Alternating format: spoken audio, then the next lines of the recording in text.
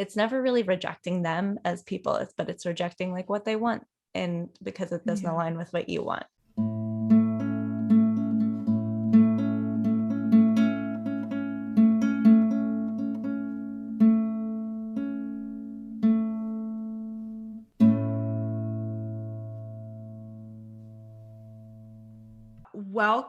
Welcome back to part 2 of this little series with Carly, and welcome back to the podcast. Happy to have you back. So this time we're going to talk about people pleasing in relation to kind of sex and intimate relationships specifically.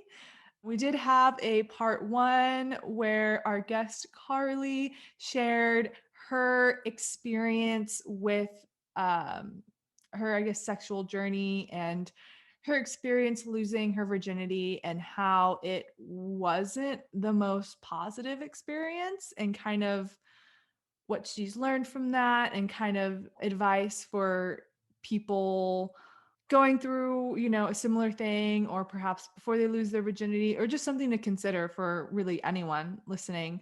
So if you haven't listened to part 1, would highly recommend checking it out, as that's kind of the personal story that is told that we build on in here. We also talk about virginity in general and how it's very socially constructed. So that's part 1. This is part 2, where we focus on people pleasing and advice on how to navigate that. For those of you who didn't watch part 1, or just, a little reminder, our guest Carly today is a therapist. She is working as an associate marriage and family therapist, and she has her master's degree in psychology. Mm-hmm. So she, knows a lot about mental health, and also with her personal experiences, and also collegiate volunteer experiences with sex education. Was it volunteer or internship? Volunteer. Yeah, Volunteer. I did it all in my spare time, but it was so worth it. So yeah, just a little recap there. But Carly, I'll hand the floor over to you. My name is Carly. My pronouns are she, her, hers, and I'm excited to talk about people pleasing, because I think it's something that I still struggle with today. It's something that I've struggled with probably, but as long as I can remember. I mean, I think I've been a person who was a serial monogamist for a long time, loved being in relationships with people. And I think that's because a lot of my identity and what I like and how I build my esteem is based off of like how I'm helping other people. I mean, my career is built off of that too. Like I just care so much about other people. And sometimes it's at a level where it's unhealthy to me and my own happiness. So my experience has kind of been difficult navigating people pleasing in a lot of ways. And I think what I talked about in our last episode in terms of virginity is like that I didn't lose my virginity at a time where I felt like I was ready. And I think a part of that was because I'm a people pleaser, because I have a lot of people pleasing behaviors where I just wanted my partner to be happy and to be happy in our relationship, and was given the message that having sex or like doing sexual things with my partner was something that was going to make him happy. So it's something that I still navigate today in a lot of ways, because I place a lot of importance on making other people happy and comfortable. So I'm excited to kind of get into just what it is in general. I feel like, I don't know, Zarina, if you have experienced yourself like having times where you felt like you were a people pleaser, doing something that you didn't want to because you wanted to make someone else feel a certain way. Yeah, definitely. I wouldn't necessarily say in relation to like sex and whatnot, because I Totally. haven't experienced that. But just like, this is a very mild example, but just like today I was texting my friend, and we were supposed to FaceTime last night, and well, we were like playing it by ear, and plans kind of fell through. And today she's like, oh, like maybe we can do some time today. Like I'm free anytime, let me know. And I knew I was going to be recording 2 episodes today. And I also had another Zoom thing earlier today. Mm-hmm. And I just spent like the last week, I spent so much time staring at a screen. I was Mm-hmm. editing a video that has been it's been my most intense week of video editing ever. And like my eyes are starting to like get a little dry and itchy, and my brain just feels a bit like Mm-hmm. disconnected. And I'm just like, oh, like I need screen break time, and I Yeah. knew that this evening was like the only time I'd like be able to get that today. And so I felt really bad because I really wanted to like, we're going to FaceTime and drink tea. And like, I'm Mm-hmm. like, like I felt really bad. And I almost was like, you know what, like it's fine. But then I texted her and just explained and was like, I think if it's okay with you, like it would work better for me to do sometime during the week. And so that was actually kind of like a little difficult because I felt bad saying no to like a social interaction with a close friend. But I'm like, you know what, Mm-hmm. like she's my close friend, she'll understand and she'll appreciate that I'm being honest with her. Yeah. So that's like just a very mild example from like my life right now. So that's like the Mm-hmm. first thing I thought of. But in terms of like relationships, romantic relation, like not Yeah. just a friend. And I know it's putting you on the spot. So you like don't have to say anything. I feel bad even like being like, No, Zarina, talk no. about, because yeah, I have a similar experience of like there's something that's hard about saying no one way or another, that I think that I've felt for as long as I've had relationships with people, like Mhm. whether it's like feeling selfish or feeling like I'm letting somebody down by saying no in one capacity or the other, I think is so hard. And so like bringing it back to a sexual or romantic place of saying no, I think that we we want to be in relationships that are always happy, and there we don't want to bring out conflict, and we just want it to be like on a good course. And so Yeah. I think that people pleasing for me comes in a lot of varieties of like not saying no to things that I'm feeling like I want to say no to, or like just might not be the right time. Yeah. So in like a similar way with your friend, like you'd love to be on FaceTime with them drinking tea and like just having a good time, but like the timing wise, like it's not anything about them. It's just you've been on your screen all week and it's just not the right time. Yeah. And Yeah. and so like in my head, people understand that, but at the same time, also in my head, people are so disappointed, or like it's like Yeah. heartbreaking for them to hear me say that our timelines don't align today or whatever it is. Yeah. It's almost like I don't want it to get across that I don't care about them, because it is saying like this person's putting themselves out there saying, I want to spend time with you, Mm-hmm. I want to do this thing with you, and you're saying, no, like I don't want to do this thing with you. And it's not that, it's just, as you said, like the timeline just doesn't align. Mm-hmm. And kind of it got me thinking too about like with dating people more casually, like in the earlier stages, like meeting up with people, I think I feel really bad about Mm-hmm. like rejecting people or hurting their feelings. And so that's like something navigating, but it's also like it's nicer in the long run to be upfront and honest about how you're feeling than to like lead someone on. But then I feel bad about leading someone on. So then I kind of want to cut them off early. And it's just like a weird thing to juggle. Mm-hmm. And yeah, I think also, I don't know if I'll include this or not, but like I Mm-hmm. remember in a relationship that I have been in, I really did care about the person as like a friend. And I did feel, I think it was a mix of like, as we're talking about with the virginity, like pressures of society of like, oh, Mm-hmm. you should have a boyfriend, you should have your first Mm-hmm. kiss, you should like just wanting to have that experience. It was a mix of that and also people pleasing of like wanting to make him happy as well with being in the relationship. And I didn't really like necessarily enjoy kissing and stuff like that, but I'm like, oh, Mm-hmm. this is what you're kind of supposed to do, so I guess I'll just kind Mm-hmm. of do it.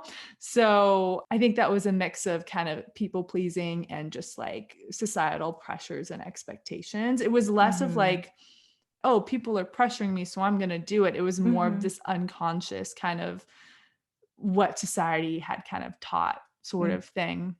Yeah, I think that was kind of working with people pleasing. Maybe it's kind of Mm-hmm. intertwined because you're told these like scripts and things, not scripts, but these images of Mm-hmm. what things should look like. And so because you know that that's what things should quote unquote look like, and you know that they know, you want to make them happy by providing that. So maybe that's like a slight intertwine with people pleasing. Totally. Totally. And I've been in the same place where like maybe I've dated somebody for a few dates extra because I felt pressure to at least give them the chance. Like, even if I don't Yeah. feel it inside, like you're taught that like attraction is instant. And in some cases, like I know that my therapist at times has been like, but you need to like try to be open to these people. And like I sometimes it's not that it's not about openness. Like me going out there and seeing them is about openness, but I know inside when I feel a certain way, and like it's that constant struggle of like trusting your gut versus trusting what society has told you, which is like give them a chance, or like not wanting to perpetuate a stereotype that like nice guys finish last, or not wanting, like I've gone on dates with a lot of nice people that I thought would be like amazing partners, but I just didn't feel inside like they were the person for me to date at this Yeah. time, or they just weren't a good person for me to be with. And that was just a lot of the things that aren't in our control, but we still like choose to go along with it anyway, just because we feel pressure to at some capacity. um, Yeah. I totally relate to what you're saying about, like, oh, this person may be perfect on paper, but if you just mm-hmm, don't feel it, you don't feel it. And that pressure for people to like give them a chance. And it's interesting because I know I've like been that person for other people too, of saying like one person, friend in particular, being like, maybe give them a chance. Cause I know for me, some of the most like intense, or not intense, but some of the relationships, not like official relationships, but relationships where I felt very close and attracted to someone and wanted to like be in a relationship with someone, happened with guys that when I first met them, I wasn't necessarily attracted to them or thinking mm-hmm, that. But pretty quickly, like one thing that I've noticed as like a common thread has been this like desire to want to be around them more, this mm-hmm, curiosity about them and like feeling good in their presence, and mm-hmm, like being very, very drawn to that. And then pretty quickly, the rest followed. And mm-hmm, so I'd kind of tell my friends have always been like, oh, you're too picky, da da da. And I had another friend who was also people, would say that about. And I'm kind of like, well, mm-hmm, sometimes it's not like, if you're not super attracted to their looks right away, maybe give them a little bit of time. And she tried doing that, with some guys, and it's just like, oh, I just can't, like he's nice, but I just can't do it. And she's actually mm-hmm, engaged now to someone who wasn't her usual type, but they mm-hmm, clicked right away. Like I've been in that situation too, where it's like, I just don't feel it, but I feel like I need to give them a chance. Like if in your head, mm-hmm, you're like, you don't feel it, but you feel like you need to give them a chance. It's almost like it's not, because in those mm-hmm, situations where like that is actually the case, I feel like you do feel mm-hmm, drawn to them on some level. Um, mm-hmm.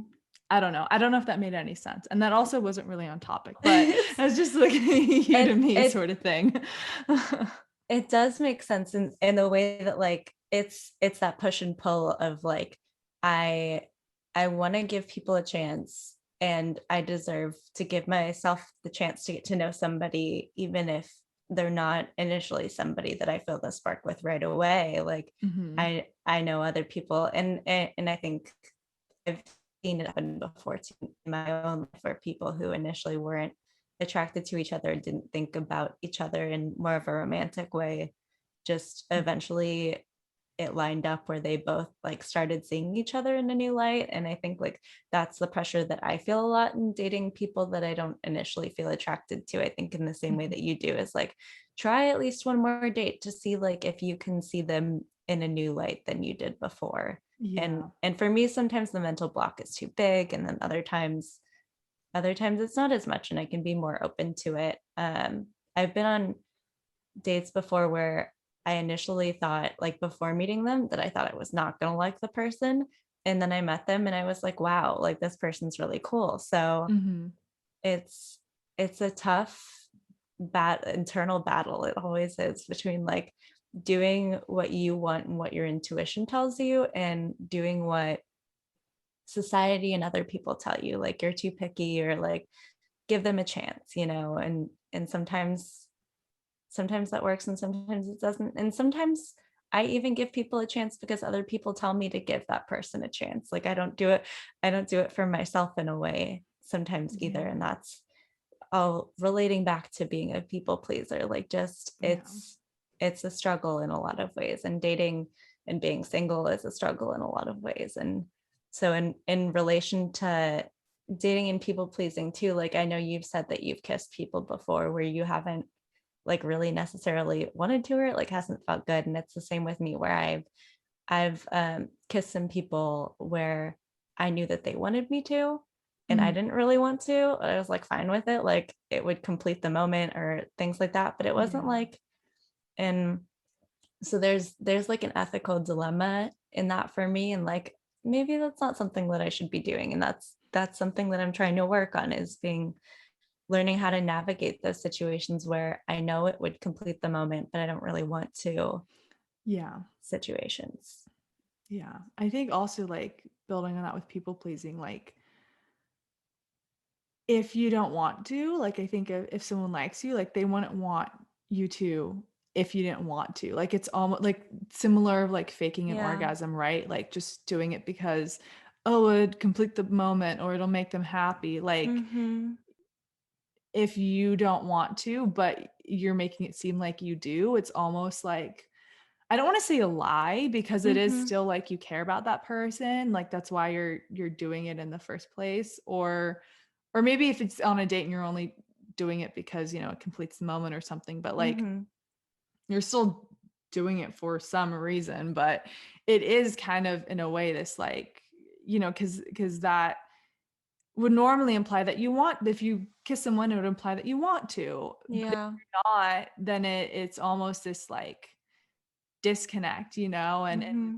for like if I'm thinking if I were on the other side of that, I'd be kind of Mm-hmm. like, well, like, do you want any of this? Like, are you even attracted to me? Like Yeah. it's just kind of like it kind of makes you question everything else. Mm-hmm. When maybe everything else is okay. I don't know. I'm just kind of Yeah. going on a weird whim here, but I think it's actually better in the long run for your partner if you do things when you want to and not just because it's what you think that they want, because Mm-hmm. I think that'll lead to more problems with questioning things just later on in the relationship Yeah. on their side. A- So, Absolutely. I think I often forget that the other side would probably benefit so much more if I were just honest in those moments too. And it's something that I'm working on. And I agree that it leads to a lot of miscommunication and mixed signals if you do follow through on like people pleasing in a way where you assume what the person wants rather than actually like, I think it's always good to ask. I think going back to consent a little bit too, like asking like, is this something you want? Like I tend to try to mind read, and that's something that humans, as far as I know, don't have the capacity to actually do in real life. be nice if we could. I would love it. I would love it. I tend to believe that I can read minds, but I really can't. And so a lot of people pleasing goes into that too, of me being like, oh, well, I think this person wants this, so I'm going to do this to make Mhm. them happy. And you're totally right. And I think that that's kind of a part of the tips and what I've learned so far is that part of communicating how you're feeling about a situation, or part of saying no, or part of like not trying not to please somebody, is communicating how you're actually feeling so that it benefits both of you in the end. Yeah. Yeah, definitely. Yeah. And I kind of realized like what I said about like, oh, benefiting the other person is kind of like against the point of like, you shouldn't be doing it for the benefit of the other person. But I think it's like even in that logic of trying to please the other person, like even following that logic, it still isn't logical or the best thing. I don't know if that made any sense. It's a total dilemma between like, do I do the thing that I think that they want me to do, or do I do the thing that they would benefit from? Like either way, it's still pleasing them in one way or another, but literally one is probably going to please them a lot less than the other one in some capacity, especially if it's like you saying that you don't want to do something that they want you to do or would like you to do. I think for me, a lot of that is where I have difficulties like saying no, or like verbalizing that I don't want to do that thing, because I know that they want that, and it would also benefit them in the end if I were doing things that I wanted to do in the end too. So it's like it's a double-edged sword. Both sides benefit them in some way, but you only see one side as benefiting them at the time, I think. Yeah. Yeah. Yeah. That's a Yeah. good metaphor with the double-edged sword. Yeah. It's so hard, and that's why I still have problems with it, but I've also learned um some lessons that have helped me have a lot less problems with wanting to do things for the sake of, because I believe other people Mhm. want it. And so I can talk about some of those tips. Yeah. I Yeah. love that. Okay. So my first tip is to, I think for me, I tend to believe and prioritize that a lot of the people who I'm in a romantic relationship with or who I'm on dates with, like I just prioritize their needs so much more than my own, and believe that like their needs matter more.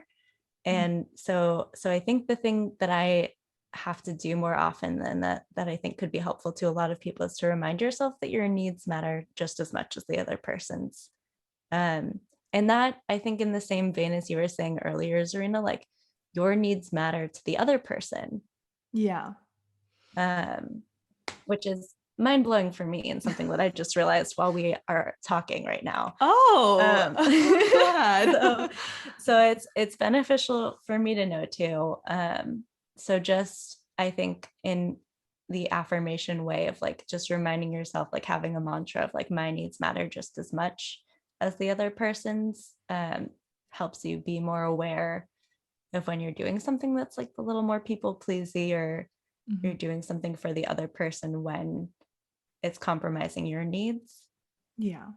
if that makes sense. Yeah. I think that's also great to note is like when it's compromising your needs, because it's not like people pleasing is inherently bad. Mhm, Because it's good when both people in a relationship are wanting to please their other partner. It's only bad when, not bad, but it's can become unhealthy when, as you mhm, said, you put their needs before your own and you don't, and there things get out of balance. Like one person's being more prioritized than the other, and it's not this healthy balance, and also this healthy balance within yourself of mhm, wanting to please your partner and give to your partner, because of course that's like a natural thing and it's a great thing and it's part of what makes the relationship mhm. beautiful, but also recognizing your own needs and setting those boundaries. But anyway, I Yeah, well, going back to what you I said. love that. I love highlighting that it's not a bad thing, because I think we can talk about it like it is a bad thing, but inherently it's just like you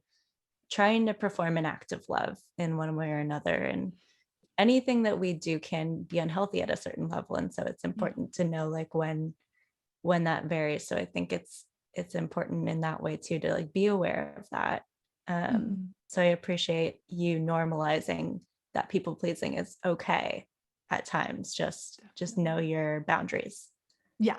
So my second tip is Mhm. that you're allowed to pause and think about whether you want to do something. Mhm. As much as we believe that conversation is like an immediate back and forth type thing, you're allowed to be like, hey, give me a second to think. You don't have to have a decision made right away Mhm. when you're asked to do something. I know in like on a date that I was on a couple of months ago, I was making out with this person, and I had told them that I wasn't interested in having sex, Mhm. and but we were making out and like things were getting like more hot and heavy. Mhm. And then they had said like, I'd love to be inside of you, or I'd want to be inside of you. And then I I talked about this in the last podcast, but sometimes when I'm asked to do something for somebody else that I know that they would enjoy, that's breaching kind of my decisions and what I need, I pause, or I don't have the ability to verbalize, like, no, I don't really want to do that, or like, can we just keep doing this? Like, I think in those moments, in that moment specifically, I paused and I was like, I'm thinking. And they were like, okay, you're thinking. And I was like, yeah, I'm thinking. And I like couldn't say that I didn't want to, but from that cue alone, he had understood that I didn't really want to have sex at that time. And so, like, props to him for understanding consent. And so it's important to know that you can pause or ask to pause, like, be like, I'm thinking about this, or I'm just taking time to process, but I'll let you know in 1 second, like whether or not that's something I'm interested in. A lot of the times when I think about situations and consent specifically, I think about like Scott Pilgrim. I don't know if you've ever seen Scott Pilgrim Oh, versus yeah. the I World. haven't seen it in like 10 years, but yeah. So I'm a little fuzzy, but I do know what you're talking about. Totally. So there's this scene where Scott and Ramona, the two like main characters, are making out, and then Ramona takes off her shirt and they go on the bed and they start making out. And then Ramona says, like, I don't really want to do this right now, but I have the ability to revoke my decision later if I want to. And Scott's just like, okay. So then they just like lay in bed and talk. And for me, like, that's ideal. That's like what I would love to do anytime that I want to, but sometimes I don't have the capacity to. So knowing that you could say it that way, or that you could be like, hey, can we pause for a second and just like cuddle, and then I'm happy to talk to you more about like what I want to do next, Mhm. type Yeah. situations. I think just knowing that you don't have to make a decision right away is Yeah. also helpful. Yeah. Yeah, because it is a lot of pressure to like say something in the moment, and it can take a lot to like say, I don't want to do this, or maybe you aren't even sure and you do need a moment to process. So yeah, I think that that's a great reminder that like, yeah, you can just take a pause, or, Mhm. it doesn't have to be a definite answer right away. And that's so, I don't remember that scene, and that's awesome though. Thank you Mhm. for bringing that up, because I think it's so like there's so many scenes in media of sex happening and it just being amazing, and both people just like, okay, clothes are coming off. And so I think it's so Mhm. important to also have scenes like that in popular Mhm. media where something's happening and then it's like, you know what? Like consent is an ongoing thing, it can be Yeah. revoked at any time, as you said. And she was just kind of like, I don't want to do this anymore. And he's like, okay. And then it's Mhm. kind of still showing this romantic relationship, and it's showing that that is something that can be normal and that that's fine. And so I Mhm. think that's great, and there should be more scenes like that. And Agreed. yeah, so Agreed. yeah. And I'd love to see two more scenes of people redacting their consent and that like being okay. I think that, Mm. like you said, it's just like most scenes are like they just don't communicate and just like take all their clothes off and it just happens without them saying a word. Yeah. And I would love to see more communication and more times where people say like, hey, I'm not really into this right now. Like I think that if it were modeled for me more in TV and movies, that maybe that I would have better skills and more ways of being able to say no when I felt like I wanted to say no too. Yeah, definitely. My third tip is to be aware of where your people pleasing comes from. Mm. Um, like for me, I know that a lot of it is out of fear of them not liking me, or of just like wanting to make them happy because I like wanted the relationship to not be conflictual, Mhm. if that makes sense. And so for me, a lot of it comes from like a deeper insecurity in myself, and something that I can work on in order to make me have the desire to communicate with the other person, like, hey, I don't really want to do this, but would it be okay if we do this instead? Like I think I would, it comes from a place inside of me to be able to say, I don't want to do this, as much as I want to, what's the word? As much as I want to please the other person. Like sometimes it's about how much I value myself. And I know that for me, my people pleasing comes from when I value myself enough, then I don't do it as much because I know that I'm valuable and that the other person is gonna want to do things with me when I want to do them Mhm. instead of just when they want to do them. Yeah. Um, so for me, it's reminding myself that like the other person is going to be just as happy if I make boundaries and will be just as happy doing something that we're both ready to do when we're both ready to do it. Mhm. Definitely. Yeah. I love what you said about valuing yourself, and I think in any Mm-hmm.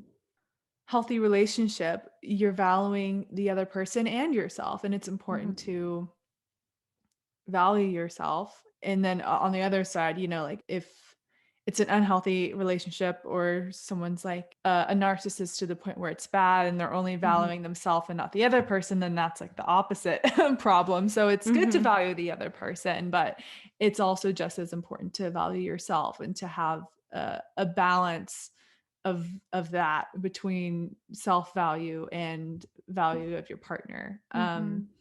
But yeah, I liked how you brought that up.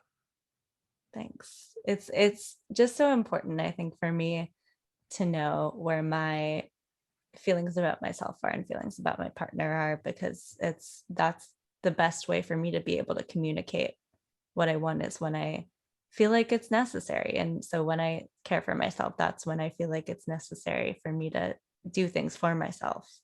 Mhm. And sometimes I feel like it's selfish, but taking care of yourself is like the least selfish thing you can do because it helps everyone when you're actually taking care of yourself and being the best person you can be. And when you're not taking care of yourself, it hurts everyone in the end anyway. Yeah. So it's really important. And then I think kind of going back to what we were talking about earlier about modeling and things like that, like my last tip is to practice saying no and practice, I guess, rejecting people to a certain extent. Like it's never really rejecting them as people, but it's rejecting like what they want and because it doesn't Yeah. align with what you want.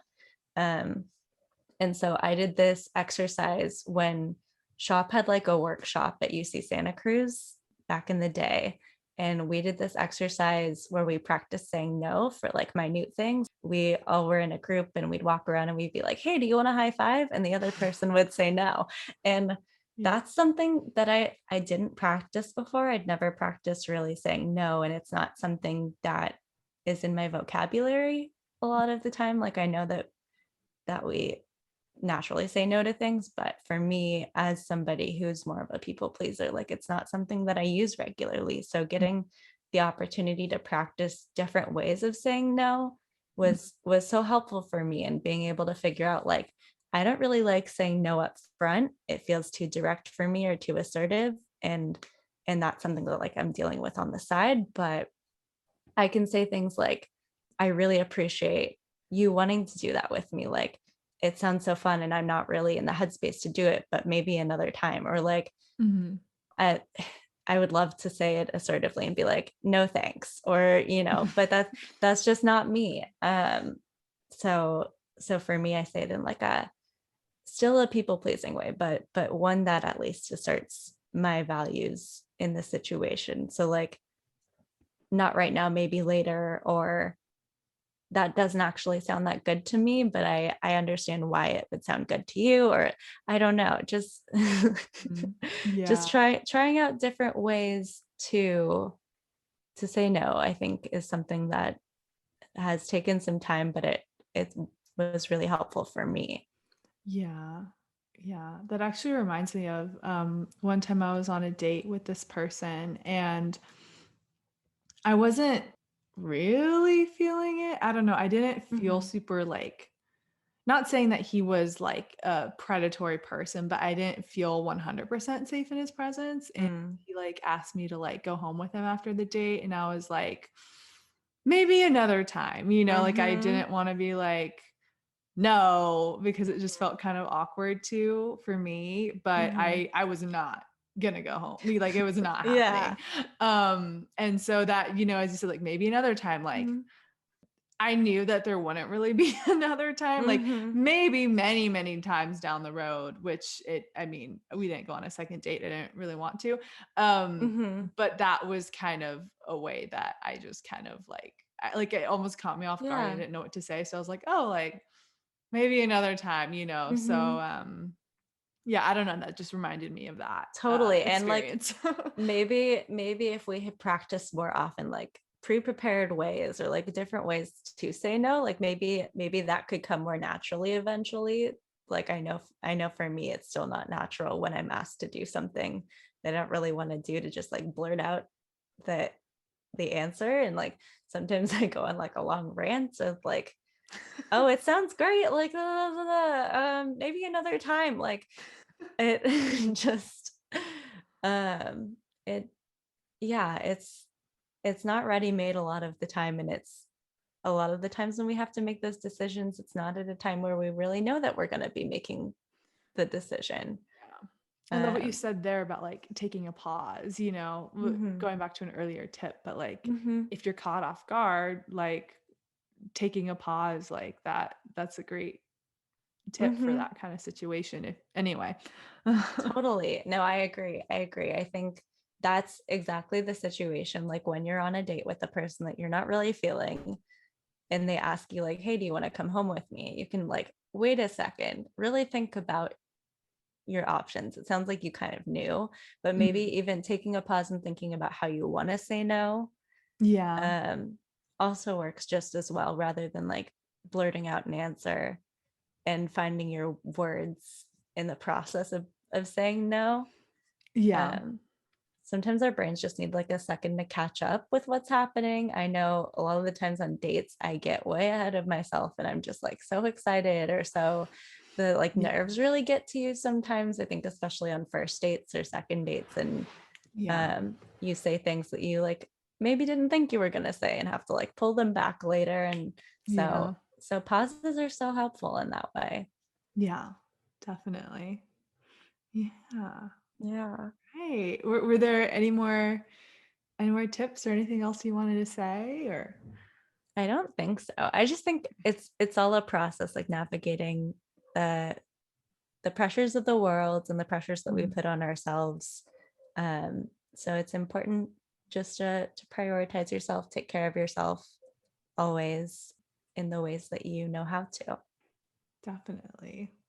100% take care of yourself. I know that's, repeated mantra of especially during the pandemic, but Mhm. it's true. And you may not think about it in terms of like relationships or dating or being intimate, but people pleasing can be in so many different aspects of your life. And so it's important to make sure that you value yourself, as you said, and stick by what you're comfortable with. And these are some ways that you can do that in a way that's maybe a Mhm. little more comfortable for you. So, yeah. Yeah. All right. Well, that concludes this episode, I believe. As I said in the first one, Carly is launching a podcast called With a Little Help from My Friends. And she has different friends on, and they talk about just all the difficulties that life brings and how they've gone about navigating them. So, check into that so you can get by with a little help from Carly and her friends. And yeah, she has an Instagram for that as well. So you can follow that at With a Little Help FMF. And speaking of Instagram and podcasts, this podcast is on Instagram at the Virgin and the Beast podcast. So you can check us out on there. Yeah, if you are enjoying the podcast, would love if you share it with someone that you think would benefit from it, enjoy it, and maybe you can have a chat about it. Oh, I remembered what I was going to say. Is with that thing about maybe pausing or freezing or not being able to maybe verbalize saying a direct no in the moment, if it's something that you feel like you can talk about with your partner at another time, maybe when you're Mhm. not in a sexual experience, and just kind of explain to them that like, this is kind of what I'm comfortable with and how I am. Like if I pause or say no, if it's not an enthusiastic yes for me, then it is Mhm. probably a no because I have trouble saying no. Like if you verbalize that with them at a time when it's more comfortable for you to, and kind of communicate that aspect of you in your communication, then I think that could be a great thing too. So that when you maybe pause or you don't have an enthusiastic yes, or you aren't quite sure, like hopefully they're good at reading body language and consent and navigating that. But if they aren't, Mhm. then at that point, then they'll directly know like, oh, okay, this is a time when I should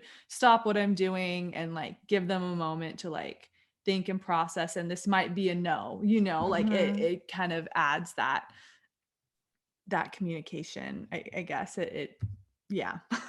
No, absolutely. It's important that your partner knows how you communicate your yeses and your nos in that way. Like I think Mhm.